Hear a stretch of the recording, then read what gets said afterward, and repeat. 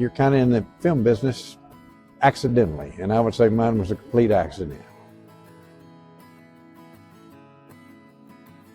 I'm Sam Pfiester, and I wrote this crazy film. I got into film kind of as a harebrained idea. It's been 7 or 8 years ago. I decided I would like to have all my friends and my brother frozen in time on the big screen having fun, and I knew this little lady who could do it all: the composer, the editor, the director, and the vocalist. And so we made this silly little film called Blanche. Blanche kind of took off, and all of a sudden you're kind of in the film business accidentally, and I would say mine was a complete accident. Well, Texas Rhapsody was a little interesting coalition of events, and that it started right here in the Settles Hotel. There was a guy up on the mezzanine playing the piano, and I walked up to him and I said, do you know Gershwin?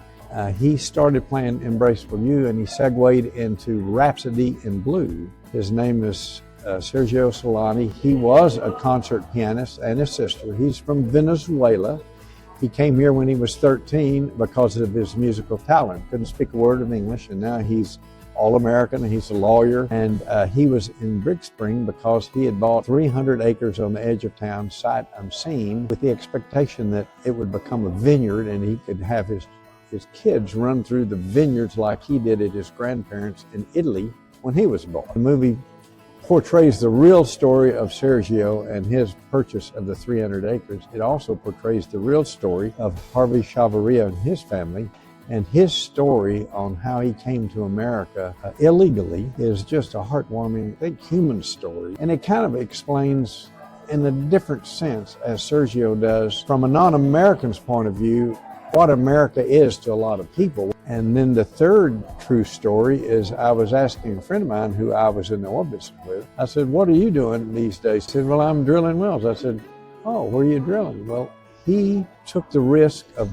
buying oil and gas leases under Big Spring, Texas. He's now drilled 20 wells under Big Spring. So it's interesting, all three stories kind of merged accidentally in Big Spring, Texas, which is very similar to Rhapsody in Blue in this sense. A rhapsody is an improvisation, and this whole movie is an improvisation.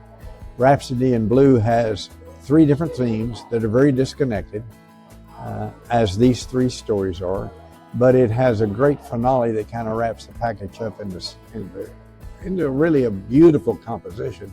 So we had Rhapsody that was just dinging around everywhere I looked. There was the word Rhapsody.